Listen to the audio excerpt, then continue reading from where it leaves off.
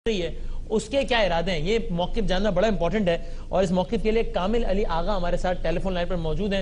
आगा साहब अस्सलाम वालेकुम।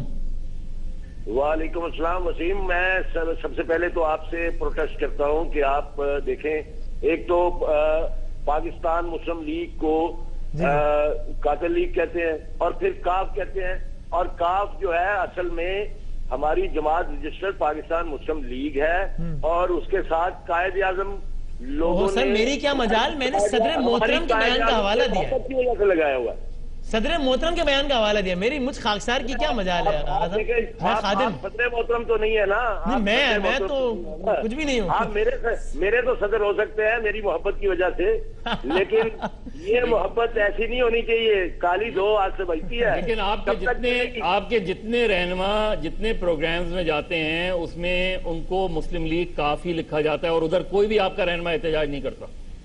नहीं देखे, ये आप तो मेरे लिए बहुत ही काबिल एहतराम है मगर, लेकिन देखें काफ कह दें तो मुझे कोई एतराज नहीं है, वो कायद आजम से काफ है। लेकिन वसीम जरा थोड़ा आपका ये पुरअमन एहतजाज रिकॉर्ड हो गया। ये आपका पुरअमन एहतजाज रिकॉर्ड हो गया। मैं सवाल कर लूं आपसे आगा साहब, इजाजत हो गए? जरूर जी। अच्छा आगा साहब, सीधा सा सवाल ये है कि ऐसा लग रहा है कि पीपल्स पार्टी और एस्टेब्लिशमेंट के दरमियान फड्डा पड़ गया है, आप किसके साथ हैं? देखें, हमने अपना मौक़िफ़ जो है वो हुकूमत के सामने एक मर्तबा फिर बड़े वाज़े अल्फाज के अंदर रख दिया है कि हम जो है वो तसादम की पॉलिसी जो है उसके साथ नहीं है। आप मामलात को रिजॉल्व करें और कौमी मुकालमा शुरू करें। अदारों के दरमियान तसादम जो है वो किसी तौर पर भी न सिस्टम के हक में जाएगा न कौमी यकजहती के हक में जाएगा। और जिस किस्म के आजकल तशवीशनाक हालात हैं मुल्क के, उसके अंदर तो कौमी यकजहती की जरूरत है, डायलॉग की जरूरत है और दुनिया के सामने अपने इत्तेहाद को बरकरार रखने की जरूरत है, ना कि हम आपस में दस्तों गिरेबान हो और दुश्मन का जो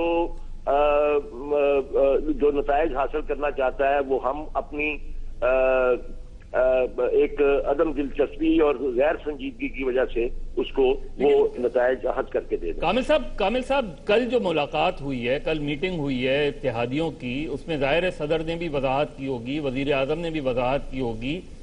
जो आप तसादुम की राह कह रहे हैं, तो क्या तसादुम आपको लग रहा है कि सिर्फ हुकूमत की जानिब से तसादुम है, हुकूमत तसादुम की तरफ जा रही है? क्या आप वजीर आजम और सदर की जो वजाहतें हैं जो आपकी मीटिंग में यकीनन हुई होंगी उससे मुतमईन नहीं है? देखिए मगर बात यह है कि हम तो बड़ी देर से, आज नहीं हम बहुत देर से ये बात कर रहे हैं कि अदारों को अपनी हदूद के अंदर रहना चाहिए। आज मामला जो है, अगर अदारे अपनी अपनी हदूद के अंदर वापस चले जाएं तो डायलॉग शुरू करें, रिजॉल्व करें इश्यूज को। देखें, अटॉर्नी जनरल जो होता है वो वफाक का नुमाइंदा होता है, जो वफाक ने फैसला करना है उसने अदालत में जाकर उसको बयान कर देना है। अदालत के सामने जो चीजें आती हैं उसके ऊपर वो फैसला दे देती है। मामला तो ये है कि अब हमें सोचना है, हुकूमत को भी सोचना है, वजीर आजम को भी सोचना है, सदर साहब को भी सोचना है, आर्मी चीफ को भी सोचना है और फिर चीफ जस्टिस ऑफ पाकिस्तान को भी सोचना है कि मामलात जिस नहज पे जा रहे हैं उसके नताइज किसके हक में जाएंगे। तो मैं समझता हूं कि कौमी यकजहती के लिए और कौमी मामलात के अंदर किसी भी को, अगर वजीर आजम भी थोड़ा झुक जाएंगे, सदर साहब भी थोड़ा अपने आप को नीचा कर लेंगे, तो इसमें उनकी इज्जत होगी, उनका एहतराम होगा। कोई बेइज्जती वाली बात नहीं होती, कोई नदामत वाली बात नहीं होती। इसके अंदर चीजों को रिजॉल्व की तरफ ले जाना चाहिए। शिद्दत है, एक दूसरे के ऊपर फायरिंग है, इसका नतीजा जो है वो गलत ही निकलेगा, अच्छा तो निकल नहीं सकता। पहले आप पाकिस्तान की पूरी पॉलिटिकल हिस्ट्री देख लें, बाद में तो एक दूसरे के ऊपर इल्जामात ही लगते हैं कि आपने ये किया, हमने ये किया, आपने को ये करना चाहिए था, हमने ये किया।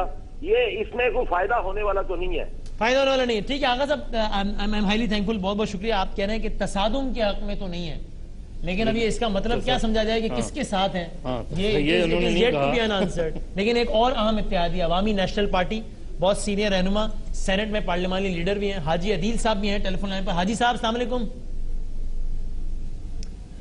हाजी अली साहब, आप हैं हमारे साथ टेलीफोन लाइन पे?